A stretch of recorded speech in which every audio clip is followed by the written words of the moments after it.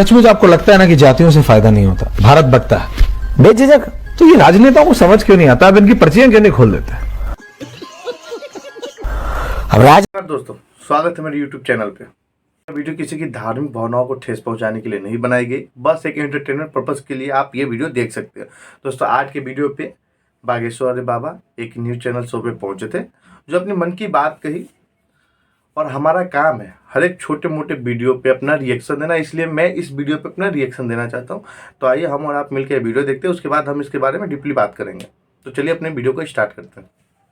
हमारा उद्देश्य कोई पॉलिटिकली नहीं है, हमारा उद्देश्य कोई राजनीतिक नहीं है। हमारा उद्देश्य और फंडा एकदम फिक्स है, हमें सनातनी हिंदुओं को एक करना है और कोई हमको किसी भी पार्टी से जोड़ सकता है, बीजेपी का प्रचार करता है, ये उसकी विचारधारा है। पर हम किसी भी पार्टी के लिए नहीं कर रहे, ना हमें पार्टीवाद से मतलब है, अपनी खुद की पार्टी है, इसीलिए हम कर रहे हैं। सचमुच आपको लगता है ना कि जातियों से फायदा नहीं होता, भारत बकता है बेझिझक? तो ये राजनेताओं को समझ क्यों नहीं आता? अब इनकी पर्चियां क्यों नहीं खोल देते हैं? अब राजनेता अगर हमसे ज्ञान लेंगे तो हम बिल्कुल खोलेंगे। हमारी सुनता कौन है आपके अलावा? अरे झूठ बोल रहा है, ये झूठ बोल रहा है। ऐसा मत बोलिए, कम से कम मैं तो सुनता हूं आपकी। लेकिन ये आपने बहुत ठीक कहा कि मतलब अगर जातियों का बोलबाला, जैसे ये कहते हैं कि जिसकी जितनी भागीदारी उसकी उतनी हिस्सेदारी, उसकी उतनी हिस्सेदारी, उससे देश चलेगा बेझिझक।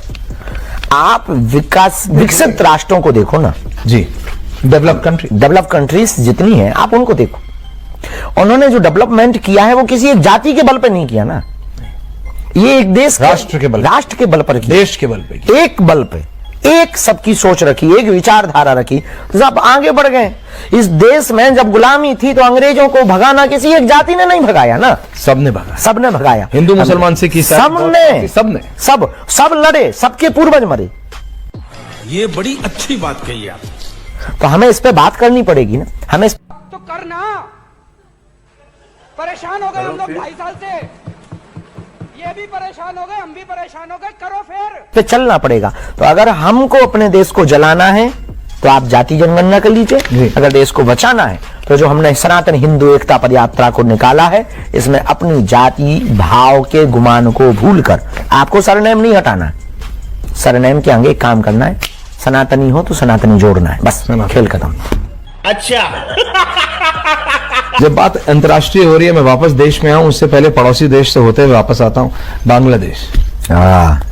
मत पूछो दादा, हिंदुओं के साथ इतना हुआ, आपने टिप्पणी दी, कई और कथावाचक जो जिनके लाखों फॉलोअर्स हैं उन्होंने दी, लेकिन एक राजनीतिक दल, आपने बड़ा दल दिखा के सबको इनवाइट तो कर लिया, सबको आपने आमंत्रित तो कर लिया, लेकिन कई नेता बड़े ऐसे जो क्या क्या बनना चाहते हैं, लेकिन एक टिप्पणी नहीं की गई, क्योंकि एक खास विशेष वर्ग को, मैं नाम लेता हूं, मुसलमानों को, उन्हें लगा कि भारत के मुसलमान, हालांकि मेरा मानना है कि भारत का मुसलमान भारतीय पहले है, ये बड़ी अच्छी बात कही आप, उसको बिल्कुल खराब नहीं लगता।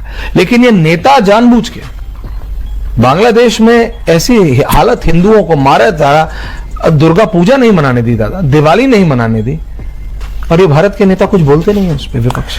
ये फंस गया सीएम।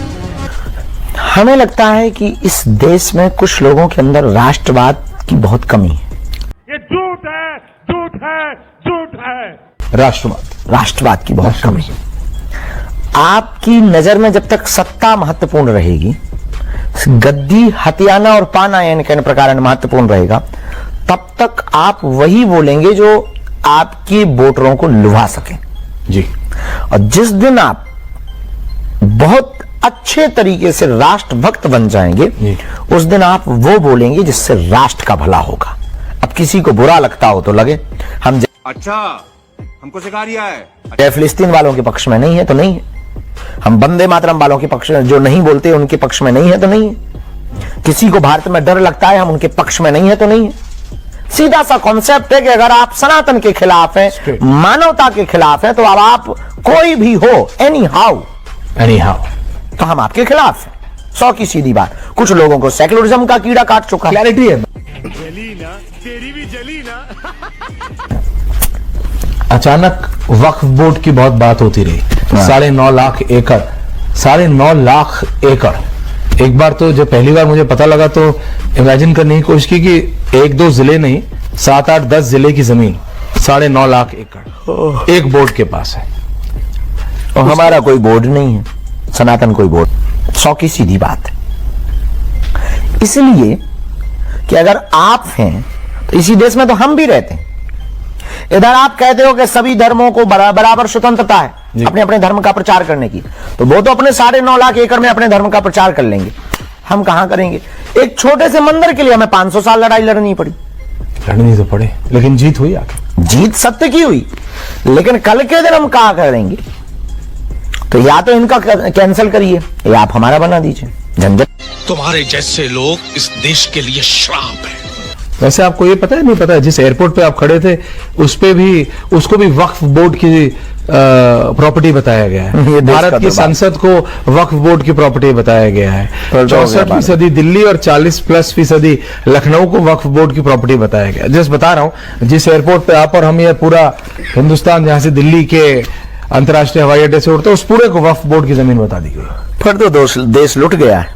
ऐसा बोर्ड तो हमें भी बनाना है। ऐसी बात मत बोलिए आप। तो मैं बागेश्वर वाले बाबा के कुछ बातों पर सहमत तो कुछ बातों पर असहमत हूँ। जैसे कि बांग्लादेश में हिंदुओं को ऊपर अत्याचार हो रहा है, ये गलत है। इस बात में मैं सहमत हूँ कि वहाँ के हिंदुओं के लिए बोलना चाहिए, लेकिन वहीं फिलिस्तीन के मुसलमानों के ऊपर भी अत्याचार हो रहा है तो उन पे भी बोलना चाहिए। अगर हम सेकुलर हैं तो दोनों पे बोलना चाहिए। हालांकि ना ही फिलिस्तीन के मुसलमान हमारे हैं, ना ही बांग्लादेश के हिंदू हमारे हैं, लेकिन इंसानियत के नाते हमें वो हर एक चीज़ पे बोलनी चाहिए जो इंसानियत के खिलाफ है। अगर गलत होता है, किसी भी धर्म के खिलाफ होता है, तो हमें बोलना चाहिए। रही बात वक्फ बोर्ड की, तो मैं बाबा की बात से सहमत हूँ। इस देश में 4 प्रमुख धर्म है, हालांकि धर्म बहुत सारे हैं। अगर एक धर्म के पास ऐसा बोर्ड है तो और भी धर्म के पास ऐसा होना चाहिए। जैसे वक्फ बोर्ड है तो हिंदुत्व की भी बोर्ड होनी चाहिए। तो इस बात के लिए मैं बाबा के साथ सहमत हूँ। दोस्तों, उम्मीद है वीडियो आपको पसंद है तो हमारे चैनल को सब्सक्राइब और वीडियो को लाइक जरूर कीजिएगा। मिलते हैं ऐसे वीडियो में, अभी के लिए इतना ही, शुक्रिया।